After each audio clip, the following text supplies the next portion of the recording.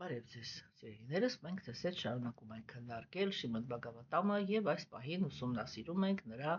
երկրորդ երկի 9-րդ գլուխը, որտեղ ինչպես տեսնում ենք, խոսքը գնում է նյութական հոգևոր աշխարհի կառուցվածքի մասին, որտեղ նկարագրվում է, թե ինչպես Տեր Բրահման կամ նյութական աշխարհի երկրորդական արարիչը, մենք ձեզ հետ բազմիցս խոսել ենք դրա մասին, որ արիացիները փաստացի խոսում են նրա մասին, որ թե ինչպիսի մարմիններով է, այսինքն ինչպիսի կենդանի էակներով է լցվում նյութական աշխարհը, այդ գործոնը ինքը կախված է նրանում այդտեղ եկող կենդանի էակների արժեքային համակարգից, նրանց բանականության վիճակից, չէ՞։ Եվ ուրեմն մենք երեք ձեզ հետ կարծում եմ, որ քննարկեցինք մի շատ կարևոր թեմա, որտեղ դուք տեսաք, թե ինչպես են արիացիները նկարագրում, թե ասենք հոգևոր աշխարհը ինքը ինչպես է պաշտպանված եւ կենդանի էակը, որը ինքը արդեն պատրաստ է մտնել հոգևոր աշխարհ, իրանից ինչպիսի որակավորումներ են պահանջվում։ Եվ մենք հասկացանք, որ դա ոչ թե այսպես, ասենք, մի տեղում բոլոր պահակները կանգնած են, այլ դա հերթականորեն տարբեր բաներ են, տարբեր դարպասներ են, եւ ցանկացած դարպաս, որը կենդանիակը ինքը չի կարողանա անցնի, որտեվ համապատասխան որակը չունի, ինքը չի կարող իր ճանապարհորդությունը շարունակել։ Մյուս կողմից պետք է հասկանանք, որ հենց սա է նկարագրում, թե ինչպիսի որակավորում է պահանջվում կենդանի էակից հոգևոր աշխարհ մտնելու համար, որովհետև հոգևոր աշխարհը դա շատ սպეციფიկ վայր է, շատ սպეციფიկ վայր է, այդտեղ ուրեմն կենդանիակները իրենք շատ սպეციფიկ որակավորում պետք է ունենան, եւ ես հույսով եմ, որ նույնիսկ այս նախնական խոսակցության մեջ դուք արդեն մի փոքր կարողացաք պատկերացում կազմել, թե ինչքան հեռու է իրականությունից այն գաղափարը, որ կարելի է նյութական բարոյականության հիմքի վրա հայտնվել հոգևոր աշխարհում։ Հոգևոր աշխարհը ունի իր հոգեբանությունը, հոգևոր աշխարհը դա շատ հարուստ հարաբերություններով, ահավոր հարուստ աշխարհ է եւ ամեն մի հարաբերությունը ինքը կենդանեակից պահանջում է, ակնկալում է յուրահատուկ որակավորում։ Եվ մինչև կենդանի էակը չվերականգնի, ոչ թե չզարգացնի, այլ չվերականգնի իր այդ որակավորումը, ինքը հոգևոր աշխարհ մտնել չի կարող։ Ինքը կարող է, եթե ինքը ընդամենը հետևում է նյութական աշխարհի համար նախատեսված բարոյականության օրենքներին, ապա այդ պարագայում ինքը կարող է միայն հայտնվել նյութական աշխարհում դրախտային մոլորակներում, որտեղ այո, իհարկե, համեմատած մեր մոլորակի, կյանքը ինքը կարող է համարվել հավերժություն, հա, որ բավականին երկար է այդ կյանքը, հա, եւ այդտեղ պայմանները իրենք դրախտային են, ոչ թե հոգևոր են, այլ դրախտային են, որովհետև դրախտային մոլորակներում գերագույն Աստծո անձնավորությունը ինքը փաստացի չի ապրում, հա, եւ այս պահին ուրեմն մենք ձեզ հետ հիմա կշարունակենք այդ քննարկումը եւ ներեք մի վարքյան ներողություն եմ խնդրում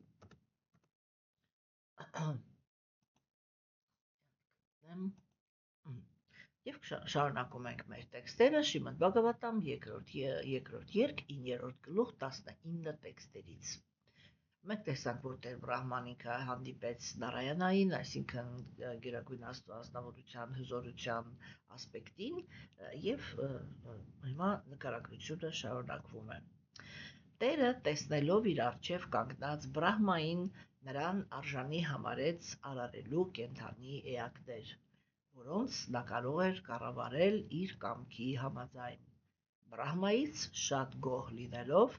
Տերը սեղմեց նրա ձեռքը եւ թեթևակի ժպտալով դիմեց նրան հետեւյալ խոսքերով. Յասքանչ գերագույն Տերն ասաց Բրահմային, ով Բրահմա, Վեդաների կրող, Ես շատ գոհ եմ քո ճգնություններից, որոնք դու արարելու ցանկությամբ տոգորված այդքան երկար ժամանակ կատարել ես, բայց կեղծ միստիկների համար շատ դժվար է բավարարել ինձ։ Թող հաջողությունը ուղեկցի քեզ ամեն ինչում, ով Բրահմա, խնդրիր ինձ բոլոր ցանկությունները կատարողիս, ինչ ուզում ես։ Իմացիր, որ ամենաբարձր պարգևը, որ կարելի է ձեռք բերել ասկետիկ սխրանքներ կատարելով, սեփական աչքերով ինձ տեսնելու հնարավորությունն է։ Ուրեմն, ինչպես տեսնում ենք, տրամադրությունների տեսանկյունից շքեղ տեքստեր էին, հա, եւ հիմա մենք ուրեմն կամաց-կամաց կփորձենք այս տեքստերը քննարկել։ Առաջի թեման, որը մենք ձեզ հետ այսօր կքննարկենք, դա վերաբերվում էր նրան, որ Գերագույն Տերը ինքը առաջին հերթին գնահատեց Տեր Բրահմայի ճգնությունները։ Այսինքն, ինչպիսի իրականություն ունենք։ Տեր Բրահման ինքը, ինչպես արդեն մի քանի անգամ կրկնել ենք այդ էպիզոդը, չէ, հայտնվեց լոտոսի վրա, այսինքն մաքրության սիմվոլի վրա։ Ինքը բանականության մարմնավորումն է։ Եվ բանականությունը ինքը սկսեց, այսինքն կենդանիակը հայտնվեց, հա, այսպես ասենք։ Կենդանիակը հայտնվեց եւ ինքը բանականություն ունի։ Իր բանականությունը անմիջապես գնում է դեպի այն թեման, որպեսզի կարողանա հասկանալ, թե որտեղից է ընդհանրապես առաջացել կյանքը։ Մենք ձեզ հետ երեք քննարկեցինք, որ իրականում իհարկե բոլոր կենդանիակները չեն, որ մտահոգված են այդ թեմայով։ Շատ կենդանիակներ իրենք բացարձակ անտարբեր են այդ թեմայի հանդեպ, եւ դրա համար էլ մենք երեք ձեզ հետ վերհիշեցինք այդ ուրեմն քաղաքակրթական սանդղակը, չէ, որտեղ ասենք բարձ է դառնում, որ ազնվորությունը ինքը կարող է բանանել, ասենք, ինքը կարող է ուրեմն ուղղակի զբաղվել միայն նրանով, որպեսզի բավարարի իր կենդանական բնազդները, եւ այդ պարագայում մենք պետք է կարողանանք հասկանանք, որ իր զարգացման աստիճանը բարձր չի, եւ ինքը իրականում շատ քիչ է տարբերվում կենդանուց։ Եվ դա նշանակում է, որ մենք գործ ունենք մարդու հետ, որը ինքը բացարձակապես գտնվում է գիտության գոյավիճակի ազդեցության տակ, ենթարկվելով կենդանական բնազդներին, ինքը ընկալում է բոլոր կենդանիակներին որպես իրեն թշնամի եւ շատ հաջողակ է իրեն համարում, երբ իրեն հաջողվում է հայթայթել ուտելիք, ունենալ պաշտպանվածություն, հանգստանալու հնարավորություն եւ բազբանալու հնարավորություն։ Մնացած բոլոր քաղաքակրթական ուրեմն աստիճանները չեն ենթադրում, որ ազնվորությունը ինքը արհամարում է կենդանական բնազդները։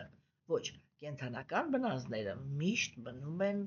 իրենց արդիականությամբ, միշտ մնում են իրենց տեղում, քանի դեռ կենդանիակը ինքը գտնվում է նյութական աշխարհում, հա, բայց դրան ավելանում է այն, ինչ մարդուն դարձնում է մարդ։ Եվ դա գիտությունն է, գաղափարախոսությունը եւ արվեստը։ Հա, եւ եթե մարդը ինքը հետևում է որևիցե գաղափարախոսության, հիմա այդ պահին կարևոր չի թե որ, ինչ որ մի գաղափարախոսության նա արդեն տարբերվում է կենդանուց, հա, եթե ինքը օգտվում է գիտությունից կամ հենց արարում է գիտությունը, նա արդեն տարբերվում է կենդանուց, հա, եթե ինքը, ասենք, սիրում է արվեստը, նա արդեն տարբերվում է կենդանուց։ Եվ մենք նույնիսկ ժամանակակից աշխարհում կարող ենք տեսնել, որ նույն հասարակության մեջ ապրում են տարբեր տեսակի մարդիկ, այսինքն նրանք, ովքեր որ միայն կենդանական բնազդներով են ղեկավարվում, նրանք, ովքեր որ, ասենք, գիտության հանդեպ հետաքրքրություն ունեն, նրանք, ովքեր արվեստի հանդեպ հետաքրքրություն ունեն, եւ նրանք, ովքեր այդ ամեն ինչի հանդեպ ուրեմն հետաքրքրություն ունեն։ Եվ համապատասխան նրանք ավելի ու ավելի զարգացած են։ Ընդ որում մենք տեսանք, որ բացի այդ կետերից, հա, գոյություն ունի մի շատ կարևոր բան, այդ որ ասում են գաղափարախոսություն, գաղափարախոսությունը դա սովորաբար անձնավորությունը ինքը երբ որ գաղափարախոսություն է ընդունում, ինքը իր համար ընդունում է ինչ որ մի կյանքի ձև, որը սովորաբար մենք կոչում ենք բարոյականության կանոններ, այսինքն պահվածքի կանոններ, չէ՞։ Եվ երբ որ մենք խոսում ենք պահվածքի կանոնների մասին, ապա ուրեմն այդտեղից կարողանում ենք հասկանալ, որ կենդանիակը ինքը ուրեմն այս նախասկզբնականորեն ինքն է հորինում այդ կանոնները, այդտեղ մենք մշտական խոսում ենք դրա մասին, որ այդ դեպքում ուրեմն կենդանիակը ինքը հասարակությունը կներեք ինքը չի կարող լինել երջանիկ եւ հետեւում է վերջնականում այն գաղափարախոսությանը, որը առաջարկում է Գերագույն Աստծո ազնվորությունը եւ այդ ժամանակ երջանկության խնդիրը լինում է լուծված նույնիսկ նյութական աշխարհում, չէ՞։ Հիմա տեսեք, ուրեմն այդ բանականությամբ, չէ, ցույց է տրվում, որ եթե բանականությունը ինքը առողջ է, եթե բանականությունը ինքը մաքուր է, ապա կենդանիակը ինքը հետաքրքրվում է դրանից այդ հարցով, թե որտեղից է առաջացել կյանքը եւ ընդհանրապես ինչ է նշանակում կենդանի էակ, ինչն է տարբերում կենդանի էակին դիակից։ Սրա վրա չէ գլուխ ջարդում բոլոր գիտնականները։ Եվ այո, իհարկե այս պահին էլ մենք տեսնում ենք, որ գաղափարախոսությունները իրանք նյութական աշխարհում հիմնականում, վերջնականում երկու հատ են, չէ՞։ Կենդանիակը դա ուղղակի քիմիական էլեմենտների միացություն է, եւ կենդանիակը դա Գերագույն Աստծո ազնվորության կողմից արարված ուրեմն բաներ են, մասնիկներ են։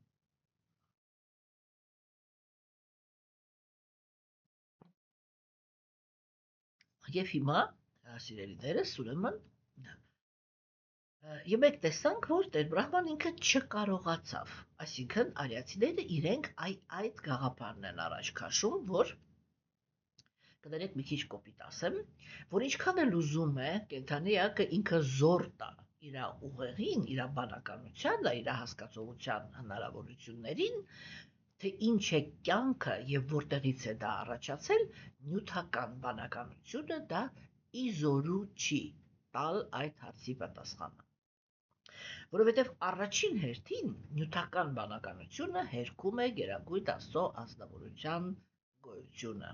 Այսինքն ինքը հերքում է հենց այն երևույթը, որից եւ առաջացել է կյանքը։ Ուրեմն ինչ էլ ուզում է ինքը հետազոտի, ինքը չի կարող այդ հարցի պատասխանը տալ։ Ինքը կարող է մանրակրկիտ ուսումնասիրի գենետիկան, ԴՆԿ-ն, չգիտեմ ես ինչ էին, ինչը, այ ուղղակի, ինչպես ասում էր Տեր Բրահման, նյութապաշտ գիտնականները իրենք կարող են հաշվել, թե քանի ատոմ կա տիեզերքում։ Բայց միևնույն է չեն ունենալու այդ հարցի պատասխանը, թե ինչ է կյանքը։ Եվ այդ որ էլեմենտների միացությունից է, որ կյանքը ստեղծվում է։ Հասկանում եք, հա? Եվ ուրեմն մենք կարողանում ենք այստեղ հասկանալ, որ իրականում սա արիացիները մեզ սա են հասկացնում։ Հիմա տեսեք, եւ երբ որ բայց որովհետեւ Բրահման ինքը առաջի կենդանիակն է, այսինքն կենդանիակի առաջի ծնունդն է նյութական աշխարհում, հա? Եվ դա նշանակում է, որ առաջի ծնունդի ժամանակ կենդանիակը ինքը դեռ շատ մաքուր գիտակցություն ունի, ինչու որտեվ դա իր առաջի փորձն է։ Ինքը դեռ այս աշխարհում ոչ մի այնպիսի գործողություններ չի արել, որը ինչ-որ ճակատագիր կստեղծեր իր համար, չէ՞։ Եվ մենք տեսանք, որ ուրեմն երբ որ Տեր Բրահման ինքը փորձում էր հասկացողության մակարդակի կամ այդ կենդանիակի познавательная способность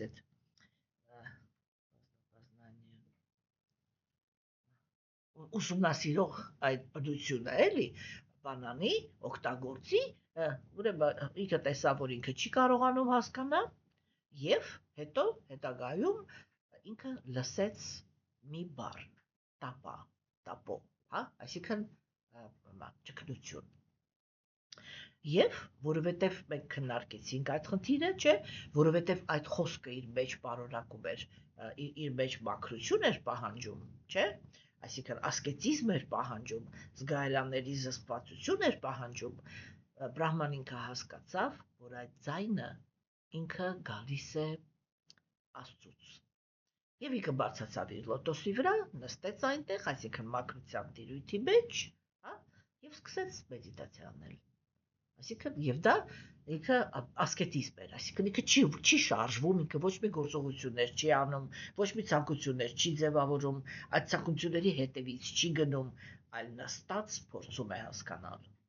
Հասկանալ ինչը, թե ինչպիսի մարմիններ կարելի է ստանալ նյութական աշխարհում։ Հիմա մենք խոսում ենք ոչ թե Բրահմայի մասին որպես աստվածություն, այլ Բրահմայի մասին որպես կենդանի էակի նյութական աշխարհ մտնելու process։ Երբ որ ինքը ավարտեց, այսինքն ինքը ճգնություն էր անում, ինքը նստած, այսպես զսպված գայարաններով նստած փորձում էր հասկանալ, թե ինքը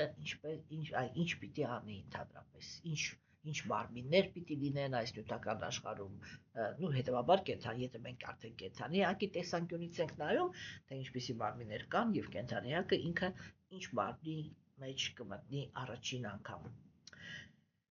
Եվ տեսեք ուրեմն սիրելիներս, չէ՞, այստեղ ասվեց, որ Գերագույն Աստծո անձնավորությունը գոհ մնաց Բրահմայից, այսինքն մենք ստացանք հաջորդ գաղափարը, որ իրական ճշմարտությունը նյութական աշխարհի մասին կենդանի էակը ինքը կարող է ստանալ միայն եւ միայն այն ժամանակ, երբ որ իրենից գոհ է մնում Գերագույն Աստծո անձնավորությունը։ Հասկանում եք։ Եվ երբ որ Գերագույն Աստծո անձնավորությունը ինքը գոհ է մնում կենդանի էակից, չէ, ապա այդ ժամանակ իր առաջ բացվում է իրական ճշմարտությունը։ Եվ Բրահման ինքը տեսավ հոգևոր աշխարհը։ Ինքը տեսավ հոգևոր աշխարհը, նրա մեջ տիրող իրականությունները, մենք մի թեթև հələ որ մի թեթև քննարկեցինք այդ ուրեմն իրականությունը, հա, նկարագրվեցին, ինչ որ մի մասով նկարագրվեցին այնտեղ ապրող կենդանի էակները, եւ մենք դες հետ խոսեցինք նրա մասին, որ եթե ասվում է, որ Բրահման տեսավ Վայկունթան, դա նշանակում է, որ ինքը տեսավ հոգևոր աշխարհի այն շերտը, դա ամենատակի շերտն է, երբ որ բարձանում են նյութական աշխարհից, դա առաջի շերտն է, որի հետ հանդիպում են։ Նա տեսավ ուրեմն բանը, ասեք, այն բանը, այն աշխարհը, որտեղ տիրում է Գերագույն Աստծո անձնավորության հզորության մարմնավորումը, որի կինն է Լաքշմին, մենք դες հետ խոսեցինք արիացիների առաջի քայլը, որ արդեն մենք հանդիպում ենք, որ արիացիների տեսությունը ինքը ազատ է շովինիզմի գաղափարներից։ Եվ Գերագույն Աստծո անձնավորությունը իր կողքին միշտ ունի կանացի սկզբունքը։ Իր տարբեր մարմնավորումներում տարբեր ձևով։ Եվ մենք դες հետ դեռ կտեսնենք, թե ինչքանով է թանկ Գերագույն Աստծո անձնավորության համար այդ կանացի մարմնավորումը։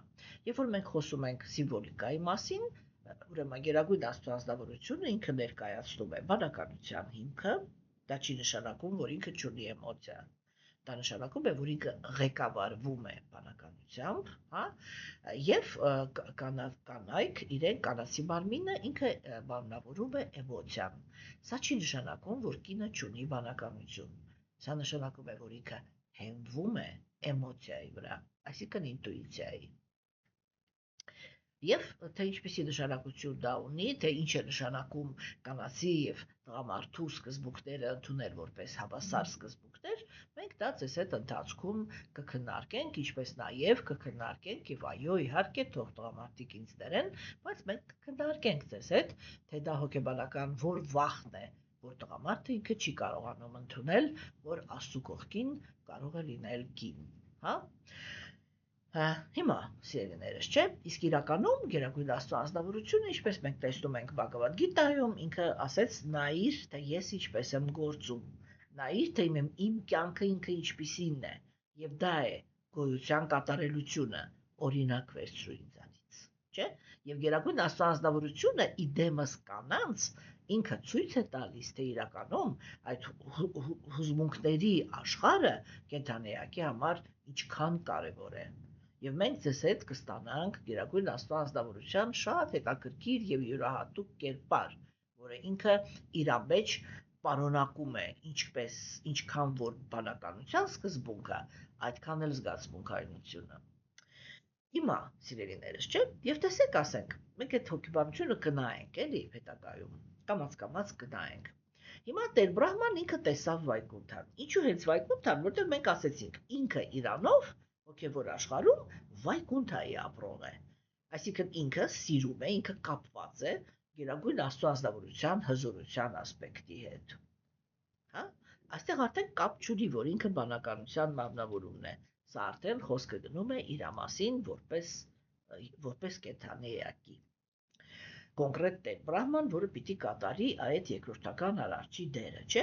Հիմա ուրեմն ինքը հնարավորություն ստացավ, այսինքն այդ դա է, որ ճշմարտությունը կենդանիակը ինքը հասկանում է ոչ թե բանականությանը զոր տալով, այլ Աստծո ողորմածությամբ։ Իսկ Աստված այդ ողորմածությունը տալիս է, երբ որ կենդանիակը ինքը զսպած իր զգայարանները սկսում է մտորել, չէ՞, եւ տեսեք, նույնիսկ աշխարհիկ գիտնականները կամ ստեղծագործ մարդիկ իրենք շատ լավ գիտեն, որ գալիս է մի պահ, չէ, երբ որ իրենք այսպես 100%-անի խորասուզվում են ինչ-որ մի խնդրի մեջ, իրանք այդ ժամանակ կոպիտ ասած մոռանում են ուտել, մոռանում են ապրել, սեռական կյանքն են ընդհանրապես մոռանում, չէ, եւ ասպես խելագարի նման պատկերավոր ասած խորասուզվում են այդ հարցի շուրջ եւ մշտական իրանց մեջ կենտրոնացած են, տեսա բա ոնց է, այսա ոնց է, մեկ էլ հոպ մի օր պատասխանը գալիս է։ Այդ պատասխանը գալիս է, դա հենց գերագույն Աստծո անձնավորությունն է։ Մենք պիտի հասկանանք, որ ժամանակակից հոգեբանները, երբ որ իրենք առաջ են քաշել ենթագիտակցության գաղափարը, արիացիները այդ ենթագիտակցությունը կոչում էին գերհոգի։ Եվ ամեն ինչ գիտի, ոչ թե մեր ենթագիտակցությունը, որը դա ցնորք է, իհարկե այդպիսի բան չի կարող լինել, էլի, այդ գաղափարի մեջ ոչ մի տրամաբանություն չկա։ Ամեն ինչ գիտի գերհոգին, այսինքն գերագույն Աստծո անձնավորության մարմնավորումը, որով ինքը նստած է բոլոր կենդանիների սրտի մեջ։ Եվ որովհետև ինքը ամեն ինչ գիտի, ինքը ներսում նայում է, թե կենդանիակը ինքը ինչպիսի ինտենսիվությամբ է ուզում այդ գիտելիքը հասկանա, չէ, եւ պատրաստի վիճակում իրեն այդ գիտելիքը տալիս է։ Հասկանում եք, այսինքն ճգնություններ կատարողը կենդանիակն է, դրա դիմաց պատրաստի հասկացողությունը տվողը, դա գերագույն Աստծո անձնավորությունն է, այլ ոչ թե ենթագիտակցությունը։ Հա, հիմա սիրելիներս, չէ՞։ Ուրեմն այստեղ մենք տեսանք, որ այո, գերագույն Աստծո անձնավորությունը ինքը այդպիսի ողորմածություն ցույց տվեց Տեր Բրահմայի համար, որը ինքը տեսավ այն աշխարհը, որի ապրողն է ինքը իրականում։ Այստեղ խոսացվեց նրա մասին, որ գերագույն Աստծո անձնավորությունը ինքը, երբ որ տեսավ Տեր Բրահմային իր առաջ կանգնած, ինքը հավատություն տվեց եւ համարեց իրան արժանի արարել կենդանի էակներ։ Հա, հիմա այստեղ որպես բանականություն։ Եվ ուրեմն ինչի համար, որպեսի ինքը կարողանա կառավարի այդ կենդանի էակները, այդ մարմինները իր կամքի համաձայն։ Հա, տեսեք, այսինքն նյութական աշխարհում էլ, հասկանում եք, այս է կարևորը, նյութական աշխարհում էլ կենդանի էակը, այսինքն ինքը կարող է լինել էգոիստ եւ կարող է արժանի լինել այդ էգոիզմի պլատֆորմայի վրա լինել երջանիկ։ Այդ էգոիզմի պլատֆորմայի վրա երջանիկը դա բանն է, ասեք։ Բանն է։ Առաքինության գոյավիճակն է։ Հասկանում եք, սիրելիներս, չէ՞։ Եվ ուրեմն այդ առաքինության գոյավիճակի հիմքի վրա կենդանիակը ինքը ունի էգոիզմ, բայց կարող է լինել երջանիկ։ Ինչու՞։ Որովհետև ինքը պատրաստ է, սա շատ կարևոր գաղտնիք է, ինչ է նշանակում առաքինի։ Առաքինի նշանակում է, որ ինքը պատրաստ է հասկանալ, որ գերագույն Աստծո անձնավորությունը ամեն մի կենդանիակին իր տեղում նյութական աշխարհում տալիս է այն տեղը, որին այդ կենդանիակը արժանացել է։ Իր անցյալ կյանքերի, գործողությունների, արժեքային համակարգի եւ բոլոր գործերները այսպես իրար հետ բանանելով, սումիրուя գումարելով, հա, ստացվում է այն կյանքի ձևը, որը այդ կենդանիակը տվյալ մարմնի մեջ ունի։ Հա, եւ երբ որ կենդանիակը ինքը նյութական աշխարհում մի քիչ ավելի ցածր դիրք է ստանում, չէ, ինքը հասկանում է, որ այդ դիրքին ինքը արժանացել է իր անցյալ կյանքերում բաց թողումների պատճառով։ Եվ ոչ թե մրցակցության մեջ է մտնում եւ գնում հանցագործությունների ճանապարհով, որպիսի արժանի չլինելով զբաղեցնի այնպիսի տեղ, որը ընդհանրապես իրենը չի, չէ՞։ Եվ օրինակ ասենք ինչպես ենք իմանում, ինքը զբաղեցնում է այն տեղը, որին ինքը արժանի է, թե ոչ։ Օրինակ, ամենացայտուն, ամենակարևոր օրինակներից մեկը դա հասարակության առաջնորդներն են։ Համաձայն եք, որովհետև հասարակության առաջնորդներից են, չէ՞, որ կախված են կենդանի էակի կյանքը,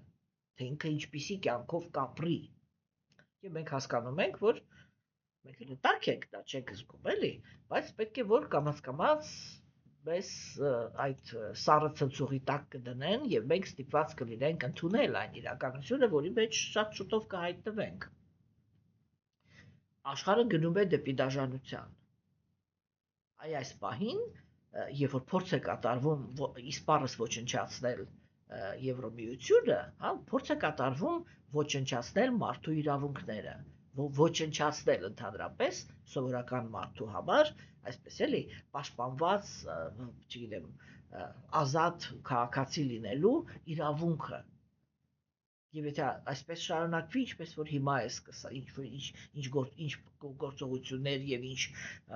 մեթոդներ, որ հիմա է սկսել կիրառվել, չէ՞, ապա աշխարհը ինքը գնում է այս պահին այն ուղղությամբ, որ ամբողջ մոլորակը դառնալու է մի հատ մեծ կոնցլագեր։ Հասկանում եք, եթե մեզանից ամեն մեկին վաղը ինչ է սպասում, ոչ մեկ չի կարող ասել։ Եվ այդ մեխանիզմը ինքը հիմա շատ հաստատուն տեմպերով բան է անում, էլ ռազվարաչիվается, հայերեն չգիտեմ ոնց է կներեք, չէ՞։ Եվ տեսեք, ասենք սիրելիներս, չէ՞։ Այդ տեսանկյունից, չէ, մենք կարողանում ենք հասկանալ, որ օրինակ առաջնորդը, չէ, ինքը, եթե ինքը դառնալով առաջնորդ հոգ է տանում, այ հոր նման հոգ է տանում, հասան իր ենթակա հասարակության մեջ ապրող բոլոր կենդանի էակների մասին, չէ, դա նշանակում է, որ ինքը անձնավորություն է, որը բան է, ունի որակավորում այդտեղը զբաղացնելու։ Բայց եթե ինքը առաջնորդի դիրքը կա, եւ առաջնորդի տեղը հայտնվել է մի անձնավորություն, որը երբ որ ինքը այդտեղ հայտնվեց, սկսում է կողոպտել այն մարդկանց, ում բարեկեցությունը պիտի ապահովի, հա, սկսում է տանջել այն մարդկանց, այն կենդանիակներին, ում իրականում ինքը պետք է պաշտպանի,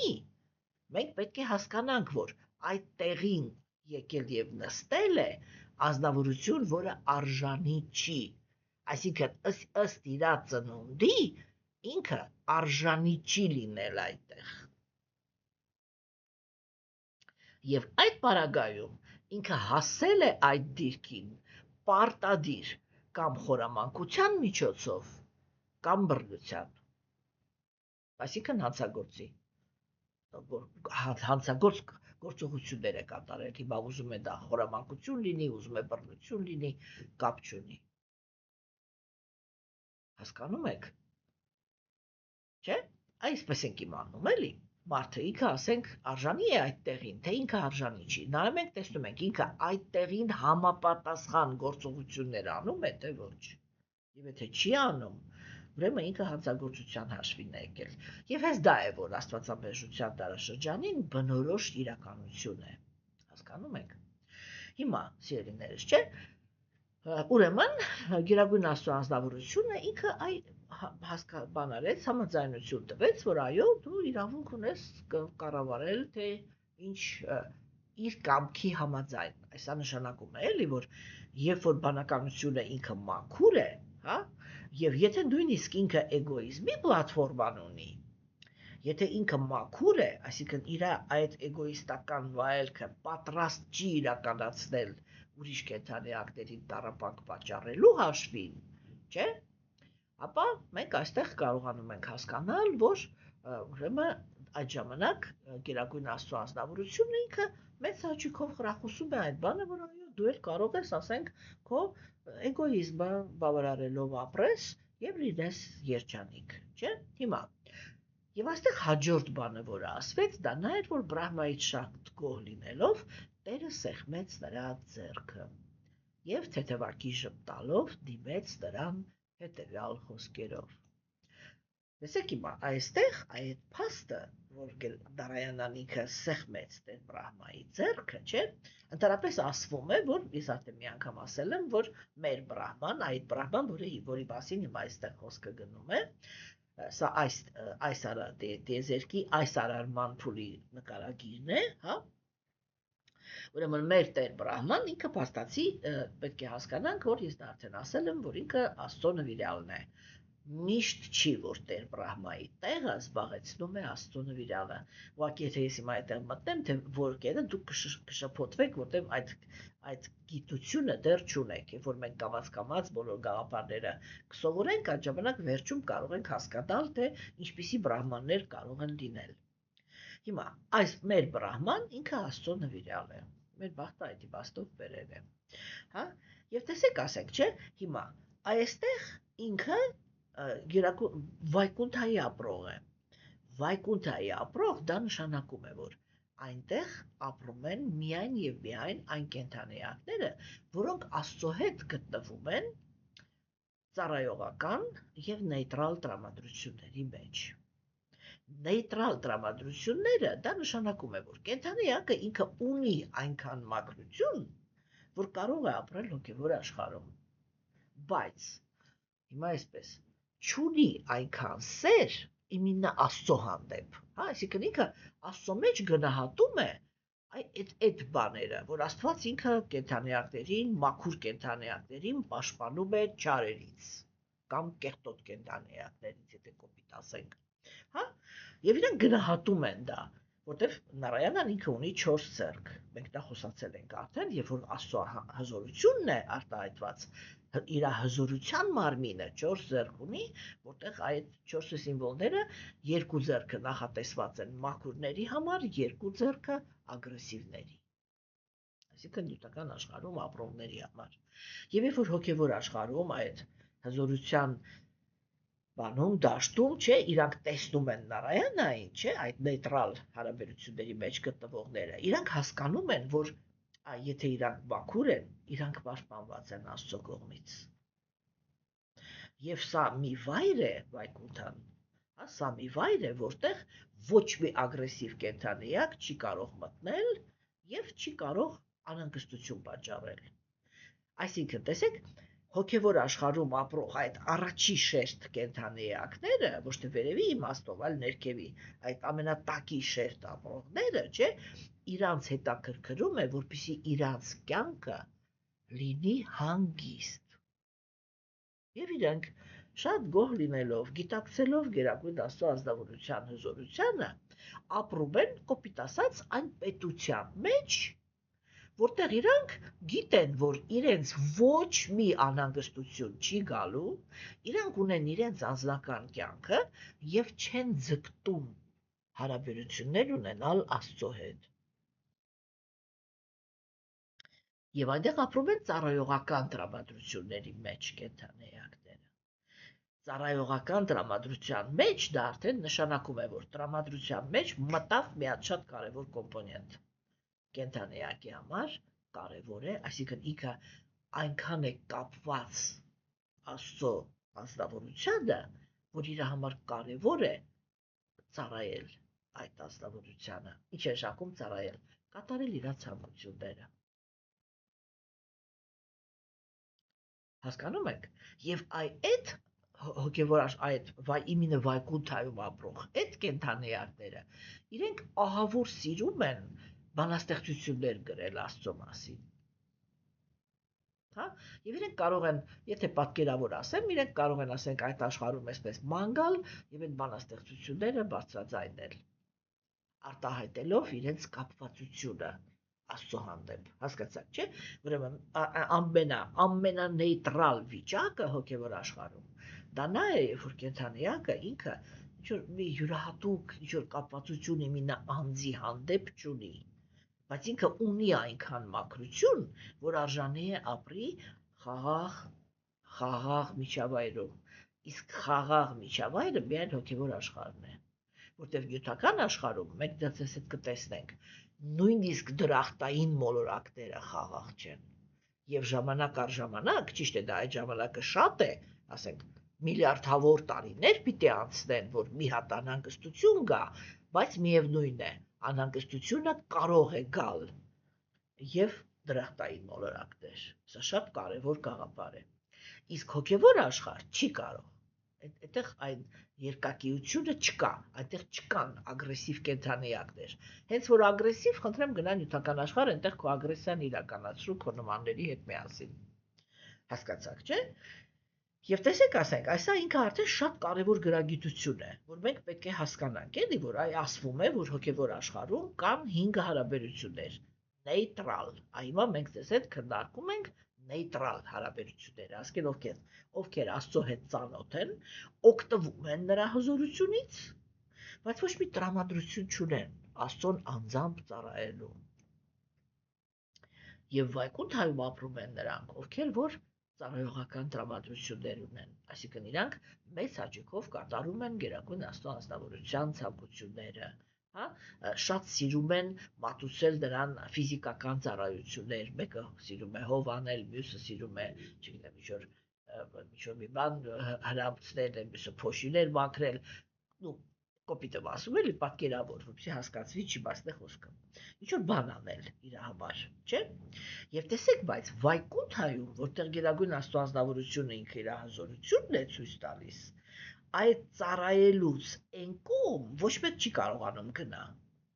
Չէ, հիմա ավելի կարևոր, ոչ մեկ չի ուզում գնա, որտեղ եթե ինքը կարող է գնալ դրանից ավել տրամադրությունների մեջ, այսինքն կուզենար, որ ավելի մտերիմ հարաբերություններ ունենար, չէ՞, այդտեղ ինքը արդեն վայկունթայի ապրող չի, արդեն իր նախասկզբնական հոգևոր մարմինը ուրիշ ռեգիոնների համար է նախատեսված, չէ՞։ Հիմա տեսեք, եւ ամենաբարձրագույն բանը, որը կարող է տեղի ունենալ վայկունթայում գերագույն Աստծո անձնավորության հետ կա հարաբերությունների մեջ, բանը դա image доступ, հա, այ հնարավորություն ունենալ հպվել նրա մարմնին, ֆիզիկական կոնտակտը, հա, եւ այստեղ ինչ որ առանձնակի տես մտերմություն չի կարող լինել, ֆիզիկական կոնտակտը իմինը վայկունթայում, երբ որ այդ գերագույն Աստծո անձնավորության հզորությունն է, կենթանիակները կարող են ունենալ մենակ երկու տեսակ։ Ծառաները կարող են ուրեմն доступ ունենան, էլի, հնարավորություն ունենան դիպչել գերագույն Աստծո անձնավորության ոտնաթաթերին խոնարհվելիս եւ ոչ ավելին, հա, եւ այսա, այդ որ մենք գնահատենք, էլի, որ այն որ գերագույն Աստծո անձնավորությունը ինքը ձեռք մեկնեց եւ ձեռքը սեղմեց Տեր Բրահմայի, դա արդեն նշանակում է, որ վայկունթայի համար Բրահման ինքը, այսպես էլի, ընկերական երանգ կա, այսինքն գերագույն Աստծո անձնավորությունը գոհ մնաց եւ սեղմեց ձեռքը։ Տեր Բրահման հնարավորություն ունեցավ հպվել Աստծո ձեռքի հետ։ Մենք այստեղ պետք է հասկանանք, որ այսինքն գերագույն Աստծո անձնավորության մարմնի արժեքը հիմա պիտի ձևավորենք, հասկանում եք, որն է այդ արժեքը։ Այո, իհարկե, այն մի հատ ասեք, սովորական կենդանի էակ, այսինքն Աստծո համեմատ կներեք արտահայտությանս համար մի հատ փսոր, չէ՞։ Եվ ինքը գերագույն Աստծո անձնավորությունը։ Տեսեք, եթե դուք ուշադիր լինեք, դրա նման է նաև նյութական աշխարհում, չէ՞, տեսեք։ Կան անձնավորություններ, որոնք իրենք ուղղակի ճանաչում են, որ կա երկրի նախագահ, առաջնորդ։ Եվ իրենք ապրում են այդ անձնավորության երկրում, որովհետև վստահում են այդ մարդուն։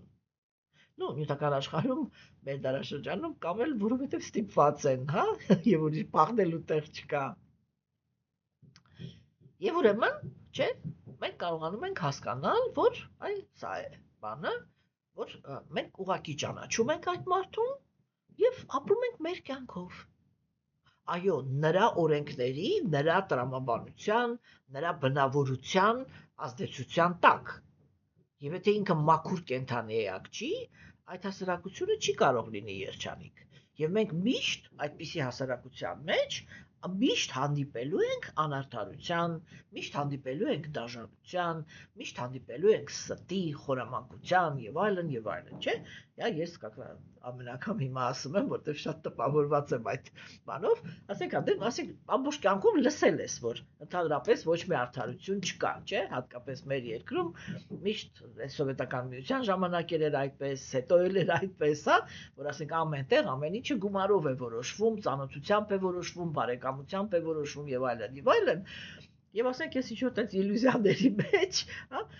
պրոստը որովհետև ես հոգևոր մարդ եմ եւ այո, եթե ես վկա եմ եղել ինչ-որ մի երևույթին, որտեղ խուլիգանություն է արվել, ես չեմ կարող չէ ձևացնել, որ չէ, որտեվ կոպիտ ասած, որ ասում աստծուն հոգի ունենք, չէ, տալու, հետո իրան պատասխան ունենք տալու, թե արդեն տարբեր իրավիճակներում մենք մեր գործողությունների ընտրությունը որն է եղել։ Եվ այդտեղ այո, ինձ համար ճիշտ պահվածքը դա էր, որ ես համաձայնություն տամ վկայություն տալու, որ ես ականատես եմ եղել խուլիգանության։ Չէ՞։ Հետո ինչ եղավ։ Հետո ստացվեց, որ այդ ազնվորությունը, որը ամբողջ իր կյանքում տասնյակ անգամներ ոստիկանություն է բերվել մանր-մունր խուլիգանությունների համար, այնտեղ ներկայանում էր որպես հրեշտակ, որը կյանքում այս մի տարի է արդեն չի խմում, կյանքում մի հատ հայհոյանք ասած չկա, կանայք իր համար աստվածություն են, եսիմ ինչ են, եւ ասենք բաննել սուդիա դատավորն էլ վերջում հանգիստ կանգնեց, ասեց ես իրան արդարացնում եմ, ապացուցված չի, որ ինքը խուլիգանություն է արել։ Եվ այս է էլի լինում իրականությունը, բարձր չէ, չեմ մեղադրում, մեղադրելու այստեղ խնդիր չկա։ Մենք պետք է կարողանանք ուղղակի սթափ գիտակցենք ինչի մեջ ենք ապրում, որ կարողանանք դրանից իմանանք, թե ինչ է կարելի սпасել, չէ, որտեվ ամեն անգամ մենք ինչ-որ վրդովմունքի մեջ ենք ընկնում, ինչու, որտեվ մենք մտածում ենք, որ ինչ-որ մի հատ իրականության մեջ ենք ապրում, որը իլյուզոր է, չկա այդպիսի իրականություն։ Եվ երբ որ մենք տեսնում ենք իրական, բախվում ենք իրականության հետ, մենք ընկնում ենք ինչ-որ բան սենտիմենտալ էմոցիաների մեջ։ Հասկանում եք, ոչ, պետք է ուղղակի սթափ գնահատել եւ հասկանալ, որ այստեղ սա է։ Այստեղ հանդարտություն չկա, արդարություն չկա, այս ինչը չկա, այն ինչը չկա եւ վերջ։ Հասկանում եք, չէ՞։ Եվ տեսեք, սիրելիներս, երբ որ մենք խոսում ենք Վայկունթայի մասին, չէ՞, այդտեղ դա է։ Հիմա մենք պետք է այդ էի ուսում ասեի կներեք։ Եվ ասենք մենք ճանաչում ենք ազնվորությանը, ով մեր ղեկավարն է, չէ՞, եւ իր օրենքների ազդեցության տակ ապրում ենք։ Եվ այդ օրենքները, եթե ինքը կոպիտ ասած դիսկոմֆորտ անձնավորություն է, ինքը մեզ համար դիսկոմֆորտ կյանք է ստեղծում,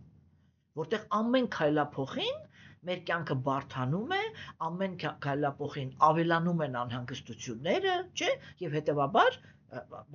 ազգաբնակչությունը ինքը դառնում է ավելի հիվանդ, որտեղ ստրեսային իրավիճակները իրանք անմիջապես խփում են ֆիզիկային, եւ մարդը ինքը կարող է շատ ծանր հիվանդություններ ստանալ։ Այսինքն մենք հասկանում ենք այդ ժամանակ, որ մենք ապրում ենք ինչ-որ մի ազնվորության հովանավորության տակ, որը ինքը նախատեսված չի խաղաղության համար իր բնությամբ, չէ՞, բայց մենք իրան ուղղակի ճանաչում ենք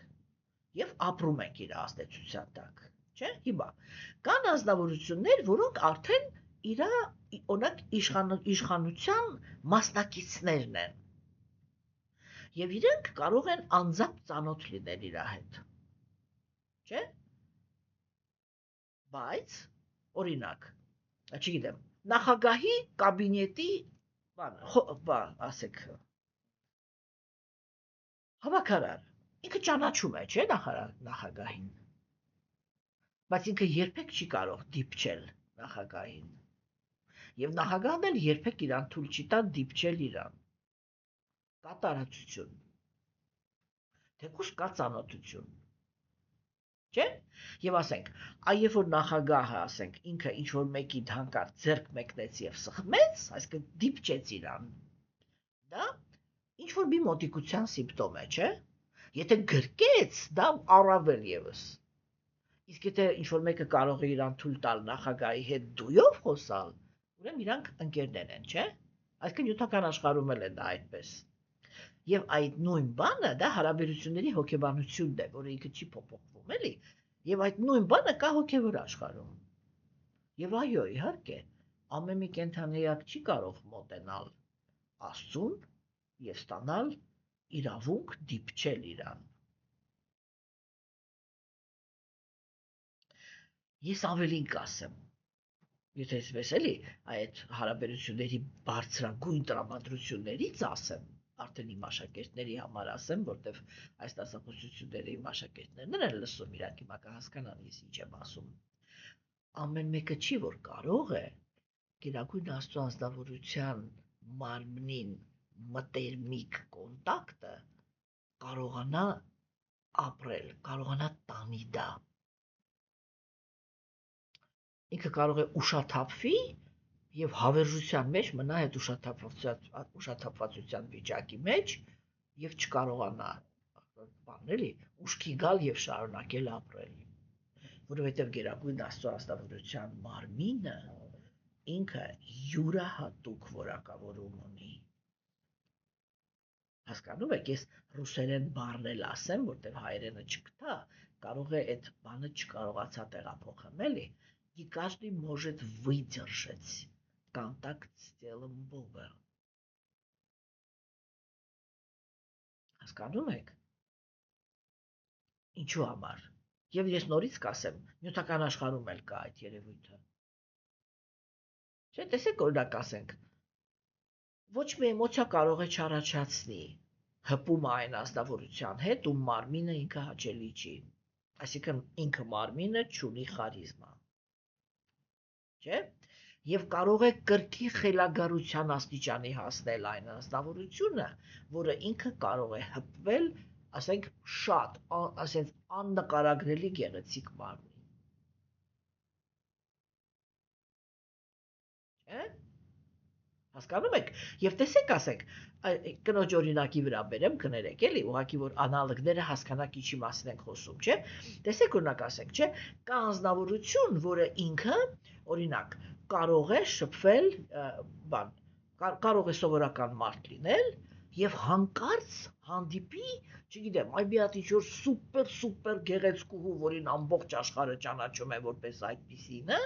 եւ հնարավորություն ունենա իրան մատի ծայրով կպնի։ Այքս այսպես է, չէ՞ լինում։ Որ ինքը չի կարողանում տեղավորի իր գլխի մեջ, որ ինքը իմ հնարավորություն ունի այս ազնվորությանը դիպչի։ Էդ իր համար եսի ինչ է, չէ՞։ Բայց այդ նույն կնոջը մոտենում է տղամարդ, որը ինքն էլ իրանից ինչ-որ մի բան է ներկայացնում։ Չէ՞։ Եվ իր մոտ այդպիսի հուզմունքներ չեն լինում։ Ինքը շատ վստահ մոտենում է իրան, որպես մի կնոջ, որը իրան վայելք է պատճառելու եւ վերջ ընդամենը։ Հասկացա՞ք, չէ՞։ Այսինքն այդ նյութական աշխարհում էլ կան այդ նույն անալոգները։ Եվ նյութական հոգեբանությունը ինքը իր մեջ, որտեվ կենդանիակը դա հոգին է, եւ հոգու հոգեբանությունը ինքը միշտ արտահայտված է այս աշխարհում։ Հասկանում եք, սիրելիներս, չէ՞։ Եվ օրում այդ բաները չէ կան, հիմա նույնը հոգևոր աշխարհում է։ Ամեն մի հոգևոր մարմին չի, որ կարող է դիմանալ հոգեբանական տեսանկյունից դիմանալ եւ ֆիզիկական տեսանկյունից նույնպես այն էներգիայից պատկերավոր ասած, որը կա գերագույն Աստծո ազնվորության մարմնի մեջ։ Հնարավորություն ունենալ դիպչել Աստծո մարմնին կամ ստանալ նրա բանը, կոնտակտը, որ ինքը դիպչի, հասկանում եք, դրա համար ազնվորությունը ինքը պետք է կալիբր ունենա, որ ինքը կարողանա այդ հպումին դիմանա ամենաֆանտաստիկ տեսանկյունից։ Հասկանում եք, եւ այդտեղ մենք տեսնում ենք, որ այդ Տեր Բրահման ինքը այդ որակավորումը ուներ, որ գերագույն Աստծո ազնվորությունը ինքը մեկնեց ձեռքը եւ սեղմեց Բրահմայի ձեռքը։ Հասկանում եք, եւ սա շատ յուրահատուկ բախտ էր Բրահմայի համար։ Էդի ոնց որ տոկին տան էլի, հասկացանք, չէ՞, չեմ կարողանում, որտեղ դա նյութական բառերով այդ հոգևոր բաները շատ դժվար է էլի բացատրելը։ Հասկանում եք, եւ դրա համար դա սա յուրահատուկ կերպով այդ պահը ինքը ուրեմն շեշտադրվում է, որ այդպիսի երևույթ տեղի ունեցավ, չէ՞։ Հիմա եւ ինքը թեթևակի ժպտալով ուրեմն բան արեց, տեքստ ասեց, չէ, սկսեց խոսալ եւ ինչի մասին ասեց։ Շատ կարեւոր թեմա։ Դե այստեղ կդարկեց Գերագույն Աստծո ազնվորությունը։ Ինքը ասեց ո Բրահմա, վեդաների կրող, այսինքն աստվածային գիտելիքը իմացող։ Հիմա ինքը դիմում է Բրահմային որպես մի գիտակցության, որի մեջ կան վեդաները, որն է վեդաները։ Մենք ասել ենք, որ տարբեր բաներ կան, չէ, սուրբ գրվածքներ կան արիացիների մոտ եւ 4 վեդաները դրանք այդ նախասկզբնական հոգևոր կյանքի համար նախատեսված սուրբ գրվածքներն են, որոնցում տրված է զոհագործությունների արվեստը։ Մեր ժամանակներում մարդիկ իրանք փորձում են օգտվել վեդաներից, բայց արիացիները իրենք պարզ ասել են, որ 4 վեդաները իրենք աստվածամերժության դարաշրջանում չեն գործում։ Եթե հաջողվի, այս պահին, եթե հաջողվի, որ պատկերավոր ասած, լույս կրողները հաղթեն այն մութը, որը հիմա այսպես ակտիվորեն մտնում է աշխարհ, ակտիվացել է, ոչ թե մտնում է, այստեղ էլ կար, ուղղակի այնքան ուժ է հավաքել, որ արդեն հնարավոր չի դրան դիմադրել տեխնոլոգիաների տեսանկյունից, հա, այսինքն, կարող ենք ասել, որ լավ չմտնենք այդտեղ իրացիները անցած։ Հասկանում եք, չէ՞։ Եվ այսինքն եթե հաջողվի դա անել եւ իրոք կարող ասել գա այդ դարաշրջանը, որ հաստատվի ոսկե դարաշրջանը,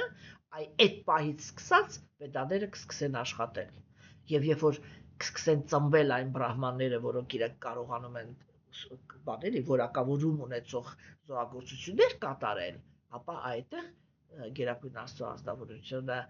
կիսաստվածները եւ ինքը արարիչը իրանք կսկսեն ներկա գալ այդ զոհագործություններին, հա, եւ մեր բոլորակը ինքը ցնծությամբ կլցվի այդ պահին, եթե դա հանկարծ տեղի ունենա։ Այս պահին հլվոր սցենարը ինքը մի քիչ ուրիշ, շատ ավելի տխուր ճանապարհով է գնում։ Բայց ոնց որ ասում են մարդը человек предполагает, Бог располагает, հա, մարդը ինքը ենթադրում է, իսկ Աստված որոշումներ է կայացնում։ Թե ինչպեսին է կլինեն նրա որոշումները, այս պահին դեռ անորոշ է եւ ոչ մեկ չի կարող ասել, թե այս ամենը ինչով կվերջանա։ Բացի դրանից, ում հետ Գերագույն Աստծո ազնվորությունը իր կարծիքը կկիսի, չէ՞։ Եվ տեսեք, ասենք, չէ, հիմա ինչ է ասում ինքը, հա, ինքը ասում է դու վեդաների կրողն ես, այսինքն դու այն բանականությունն ես, որը նյութական հաջողության է հասնում զոհագործությունների միջոցով, եւ դու գիտակցում ես, որ դա է միակ մեթոդը, հա, այսպես էլի, բան безоблачно, ռուսերեն էդի безоблачно, այսինքն ստանալ մի երջանկություն, որին ոչ մի վտանգ չի սպառնում։ Մի բառը չեմ գտնում, էլի հիմա կներեք, հա, եւությունը ասեցի։ Հա, եւ ինքը ասեց, ես շատ գոհ եմ քո ճգնություններից, որոնք դու արարելու ցանկությամբ տոգորված ես, այսինքն դու ճգնություններ կատարեցիր, որ հասկանաս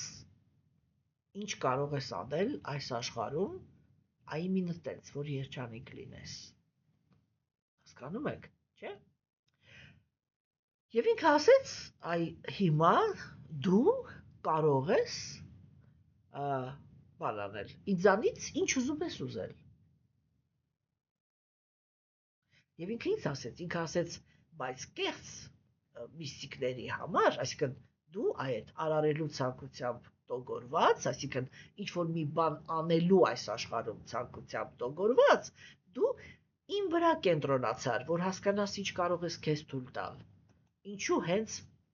բանի, հենց մագուշիստվա, հենց հզորության ասպեկտի վրա, որովհետև Գերագույն Աստծո անձնավորությունը հենց իր հզորությամբ է, որ արգելք է դառնում կենդանեակի համար, այսինքն ինքը այդքան հզորություն ունի,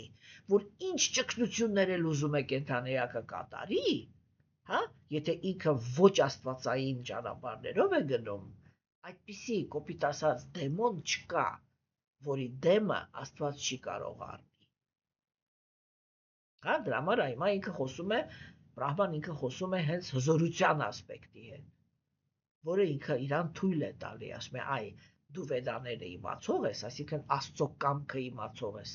դու դիմում ես այն մեթոդներին, որը Աստված է առաջարկել նյութական աշխարհի համար ցանկությունները իրականացնելու տեսանկյունից, հա, եւ դա նշանակում է, որ դու կարող ես իրականացնել քո ցանկությունները։ Եվ մեկ էլ հանկարծ, այսպես օդից, Գերագույն Աստծո ազնվորությունը հիշեց միստիկներին։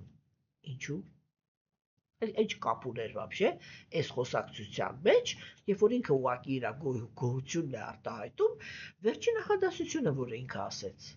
բայց կեղծ միստիկների համար շատ դժվար է բավարարել ինձ։ Այսինքն հնչեց մի հատ շատ տարօրինակ բառակապակցություն։ Կեղծ միստիկ, այսինքն շեշակում կեղծ միստիկ, եւ ով է այն միստիկ հասկանում եք, չէ՞, այն ազնվորությունը, որը գերբնական ուժեր ունի։ Եվ ով է այն ազնվորությունը, որը իրական գերբնական ուժեր ունեցողն է։ Ինչ է շակում կեղծ գերբնական ուժեր ունեցող։ Ինչու՞մն է կեղծություն, կեղծիքը։ Գերագույն Աստծո ազնվորությունը արիացիների սուրբ գրվածքներում շատ հաճախ իրան դիմում են այսպիսի բառերով. «Օ դու բոլոր գերբնական ուժերի աղբյուր»։ Այսինքն միստիկական ուժերի աղբյուր։ Իրականում բոլոր գերբնական ուժերը գտնվում են Գերագույն Աստծո ազնվորության ձեռքում եւ իրանից ավելի հզոր միստիկ գոյություն չունի։ Եվ դրա ամենամեծ ապացույցը հենց նյութական աշխարհի գոյությունն է։ Հələ հոգեվոր աշխարհի մասին չենք խոսում, որտեղ իրան չենք տեսնում, բայց այս աշխարհը հո տեսնում ենք։ Մենք կարող ենք մոտավորապես պատկերացնել, ինչպիսի գերբնական հզորությունների պիտի տիրապետի ազնվորությունը, որպեսզի ստեղծի այն, ինչ այս անծայրածիր տիեզերքն է։ Չէ՞։ Հասկանում եք, իրականում, ասենք, բանականության համար այդ գաղափարը ընդունելը շատ բարդ է, որտեղ բանականությունը ինքը երբ որ նայում է տիեզերքի չափերին, ինքը չի կարողանում պատկերացնել, դա ինչ ազնվորություն պիտի լիներ, բայց ես միշտ բերում եմ նույն օրինակը։ IS-ի ատոմի համար ես ով եմ։ Անծայրածիր մի հատ մեծ ազնվորություն, չէ՞։ Իսկ ով ասեց, որ IS-ի ատոմի մեջ չի ապրում մի ամբողջ քաղաքակրթություն։ Դա չի կարող պատահի։ Մի հատ համեմատեք մեր տիեզերքը եւ մեր մոլորակը։ Ինչ է մեր մոլորակը տիեզերքի համար։ Չէ, բայց ինչ գոռոզություն ունենք, չէ՞, մենք որ չէ բան, այ մենք այստեղ ապրում ենք, բան, չէ, մեծ հնարավորություններ, բայց փսոր է, փսոր։ Հասկացեք, դա այդքան էլ էլի եսի միշտ գաղափար չի, որը չենք կարողանում ընկալել։ Բայց այո, բայց որ արդեն վերցնում ենք չափերի իմաստով, չէ՞։ Հիմա բոլոր գերբնական ուժերը իրանք պատկանում են Գերագույն Աստծո ազնվորությանը։ Եվ այստեղ շատ հետաքրքիր բան ասվեց. կեղծ գերբնական ուժեր ունեցողը։ Ազնվորությունը ինքը կարող է ճիգեր գործադրել եւ այդ ճիգերի համապատասխան ինչ որ հզորություններ ստանալ եւ հետո այդ գերբնական հզորությունները օգտագործել սեփական շահերի համար։ Օրինակ ես ճանաչում եմ այդպիսի մի ազնվորություն, որ ինքը համարվում է նվիրյալ, ժամանակին, երբ որ քրիստոնեության մեջ է եղել, եթե ճիշտ եմ հիշում, կներեք, չեմ կարող էլի բան ասեմ, սուտ ասեմ, կամ ճշգրիտ չեմ հիշում, կարծեմ ինչ որ սարեր էր գնացել, եւ այնտեղ, եթե չեմ սխալվում, եթե ճիշտ եմ հիշում, 12 օր ծոմ էր պահել, հա, եւ ինչ որ իր մոտ տեսողություն է բացվել։ Հիմա ինքը այդ իր հնարավորությունը, այսպես էլի, որ ռուսերեն կասեին на всю катушку, այսպես լիարժեք օգտագործում է իր սեփական դիրքը, ասենք, բարեկեցությունը, չգիտեմ, հաջողությունները, փառքը, հետևորդները, բան, այդ ամեն ինչը ձեռք բերելու համար։ Եվ այսա կոչվում է կեղծ։ Այսինքն այն ազնվորությունը, որը ով է այդպես օգտագործում իր միստիկական ուժերը։ Այսինքն կան ազնվորություններ, որոնք ունեն գերբնական ուժեր, եւ այդ գերբնական ուժերը օգտագործում են իրենց սեփական, ուրեմն, բանը էլի, իշխանությունը իրականացնելու համար։ Եվ կան միստիկներ, որոնք իրանք տիրապետում են գերբնական ուժերի եւ իրենց գերբնական ուժերի իրականացման օգտագործում են, որպեսզի իրականացնեն գերագույն Աստծո ազնվորության կամքը։ Այսինքն իրենք ձգտում են ունենալ գերբնական ուժեր, որպեսզի գերագույն Աստծո ազնվորությունը կարողանա իրենց օգտագործել շատ լուրջ գործերի մեջ։ Կարողացա ասեմ, թե ինչ էի ուզում փոխանցեի։ Հասկանում եք, չէ՞։ Եվ ուրեմն, կեղծ միստիկները, որոնք իրենք շահագործում են գերբնական ուժերը միայն իրենց կապրիզները կատարելու համար, չէ՞, իրանց համար անհասանելի է, իրանք չեն կարողանում, կամ այսպես, իրանց համար շատ դժվար է բավարարելը։ Եվ այդ ազնվորությունները, երբ որ իրանք նստում են ճգնություններ անելու, որովհետև իրանց վերջնական նպատակը դա ինչ որ մի հատ այդ գերբնական հզորություն կորզելն է Աստծուց, որպեսզի հետո ինքը ագրեսիվ ձևերով իրականացնի իր բաները, մենք կտեսնենք դեռ Բաղավատամով, որ դեմոնները կամ ագրեսիվ էգոիստները, չէ, իրանք էլ են ճգնություններ անում,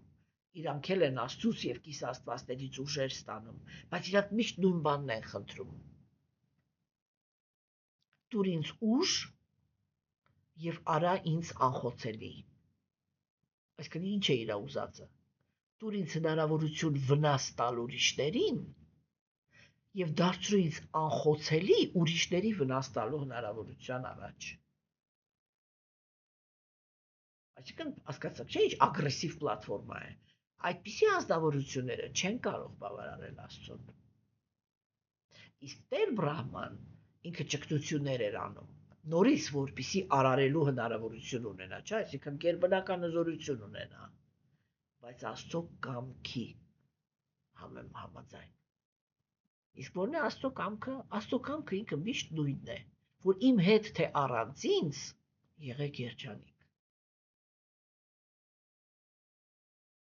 Եվ նյութական աշխարհ են գալիս այն կենդանիակները, որոնք ուզում են երջանիկ լինեն առանց իրա։ Ինքը դրա համար նախատեսում է սուրբ գրվածքներ։ Ես ավելի լավ գիտեմ, թե ինչպես պետք է ամեն ինչ անել, որպեսզի էգոիստը կարողանա նյութական աշխարհում հավաքել հասարակություն, որտեղ մարդիկ կարող են լինել երջանիկ։ Այսա լսեք, արեք, եղեք երջանիկ։ Եվ բոլոր նրանք, ովքեր որ հնարավորություններ են ձեռք բերում եւ այդ հնարավորությունները օգտագործում են այդ նպատակի համար, իրենք գոհացնում են Աստծուն, եւ դա է կոչվում առաքինության գոյավիճակ։ Որտեղ էգոիզմի հետ էգոիզմին միանում է բարիությունը, որը արդեն հոգու որակն է, այլ ոչ թե կեղծ եսի։ Հասկանում եք, սա մի գոյավիճակ է, որտեղ կամաց հոգին է սկսում զարթնել։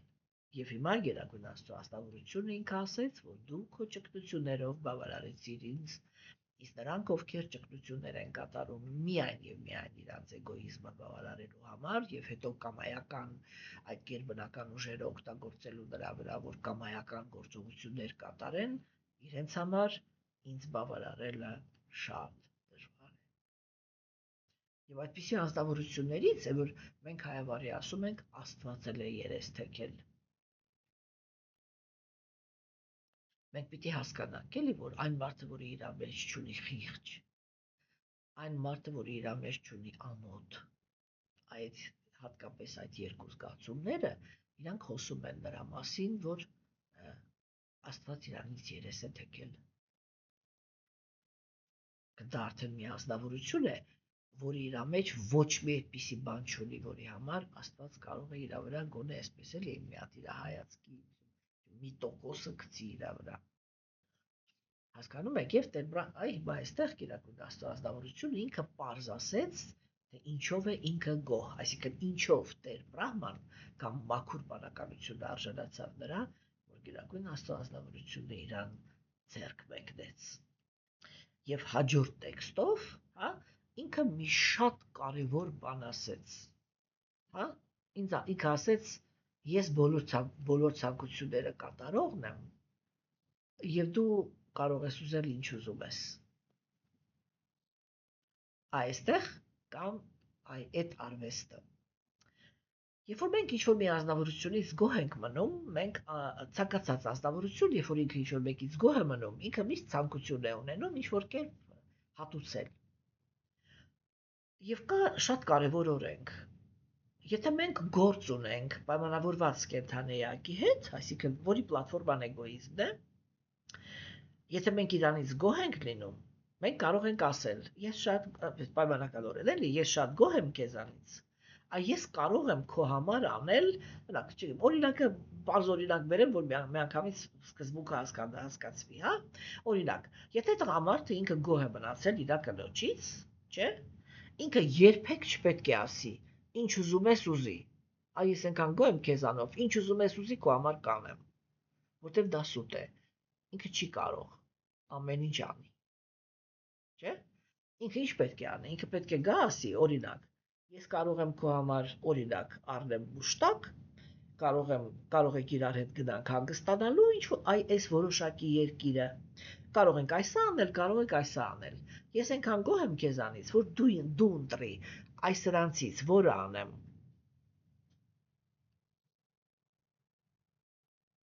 Եվ սա նշանակում է ճիշտ պահվածք։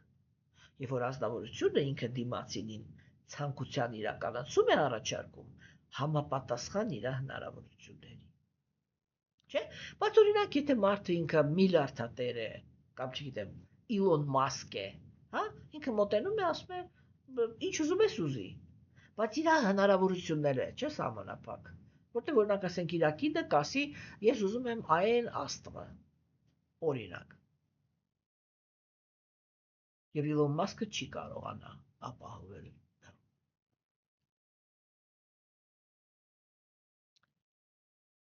Հասկանում եք, սիրելիներս, չէ՞ ինչ իմաստ է խոսքը։ Ուրեմն սրանք շատ կարևոր թեմաներ են։ Հիմա, եւ այստեղ, երբ որ արդեն Գերագույն Աստծո ազնվորությունն է ասում, ինչ ուզում ես ուզի։ Հիմա Գերագույն Աստծո ազնվորությունը ամենաիմաստունն է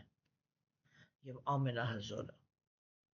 Ոչ մի դեմոնի ինքը չի ասի ինչ ուզում ես ուզի, որովհետեւ ինքը գիտի, որ այդ ազնվորությունը միայն ավիրություններ է ուզելու։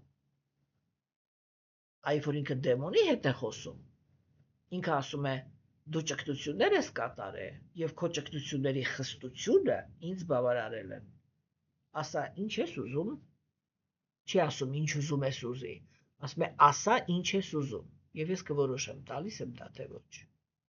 Եվ մենք հենց Տեր Բրահմայի հետ կապված այդպիսի իրադարձություն կունենանք, երբ որ ինչ-որ մեկը ճգնություններ կկատարի, եւ որ Տեր Բրահման կգա կասի, ինչ ես ուզում, ինքը կասի անմահություն, Տեր Բրահման կասի կներես, ես ինքս անմահ չեմ, ես անմահություն չեմ կարող տամ։ Հասկացաք, չէ՞։ Իսկ հիմա Գերագույն Աստծո ազնվորությունը ինքը ասում է, ես բոլոր ցանկությունները կատարողն եմ։ Ես բոլորի ցանկությունները կարող եմ կատարել, լավ, վատ, կապ չունի։ Բոլոր ցանկությունները ես եմ կատարում։ Եվ այո, մենք պիտի վերջապես հասկանանք, որ երբ որ նյութական աշխարհում հայտնվում են չարիք մարդիկ, այո, իհարկե, իրանք էլ այդ հնարավորությունը Աստծուց են ստացել։ Բայց ինչու՞, մենք պիտի հասկանանք, չէ՞, նյութական աշխարհը ինչի համար է արարված։ Նյութական աշխարհը արարված է նրա համար, որպեսզի կենդանիակները իրականացնեն իրենց վատ ցանկությունները։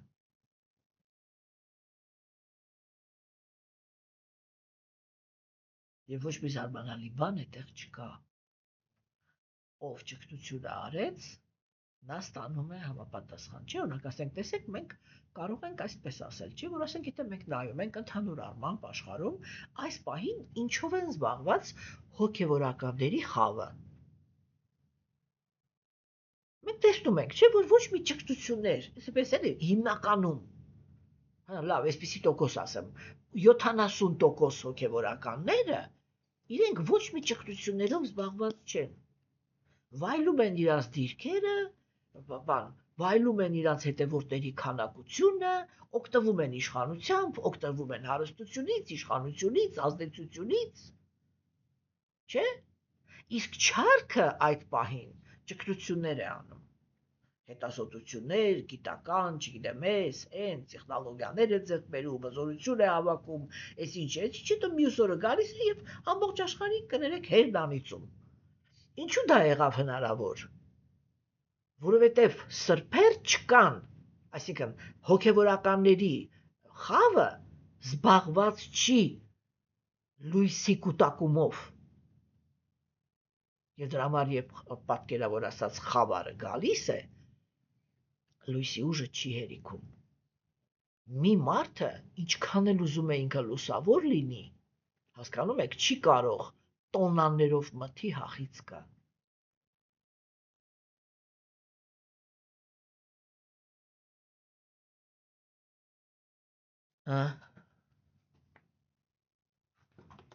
Այս դրա վրա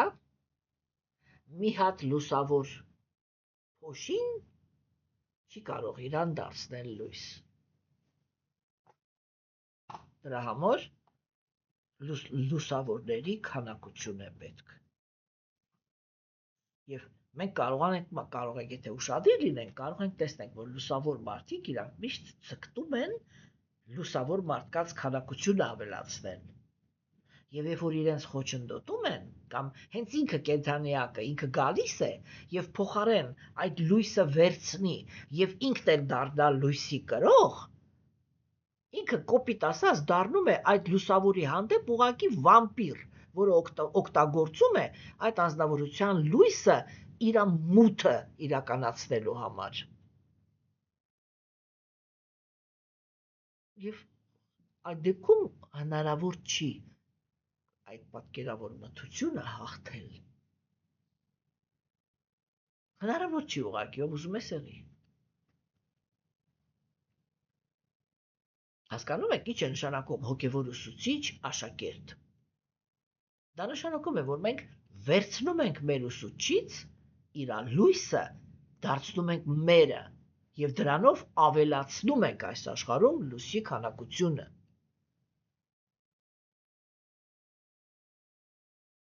Եվ այդ ժամանակ, երբ որ մութը ակտիվանում է, պատկերավոր ասած, լույսը կարողանում է դիմակայել։ Իսկ եթե ամբողջ մարդկությունը իր քեֆին ինչ ուզում անում է, եւ հետո վերջում պատասխանատվությունը դնում է 4 հատ լուսավոր մարդու վրա, դե լուսավորները 4 հոգի էին, թող գնային կռվեին, հաղթեին։ Այդպիսի իրականություն գոյություն չունի։ Հասկանում եք։ Եվ ուրեմն, այստեղ մենք այդ սկզբունքն ենք տեսնում, որ Գերագույն Աստծո ազնվորությունը ինքը ասում է. ես բոլորի ցանկությունները կատարող եմ, ինչ ուզում ես ուզի։ Այդ ինքը ինչու ազատություն տվեց Բրահմային, որտեղ երբ որ ինքը Բրահմայի մեջ նայում է, ինքը այնտեղ մտադրությունների մաքրություն է տեսնում։ Այն մտադրությունների այն մաքրությունը, որը հնարավոր է դարձրել այդ հանդիպումը։ Որովհետև Աստված երբեք ոչ մի կեղտոտ էակի առաջ չի կանգնում։ Եթե ինքը կանգնում է նրա առաջ, ապա միայն եւ միայն այն դերակատարության մեջ, որ եկել է, որ պատժի։ Ինքը Բհագավադ Գիտայում այդպես է ասում. ես գալիս եմ նյութական աշխարհ, որպեսզի պաշտպանեմ անմեղներին, պատժեմ անարդարներին եւ պաշտպանեմ կրոնը։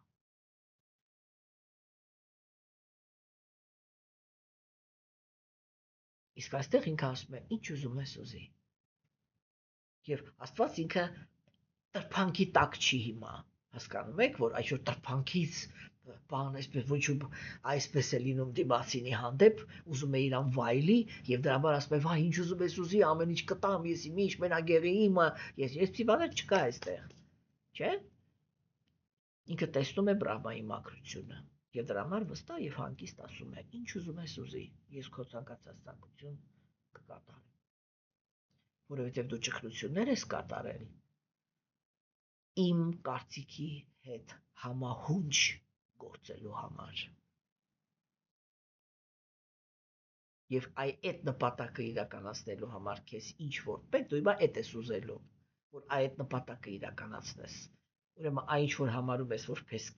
քեզ պետք է, որպեսզի դու գործես իմ նպատակներին համահունչ, ինչ ուզում ես ուզի ես կտամ։ Եվ սա էր մեր այսօրվա դիտարկվող տեքստի ու մի փոքր համենայն դեպս իմաստը։ Եվ այսօր այսքանը, սիրելիներս, տեսություն ձեզ։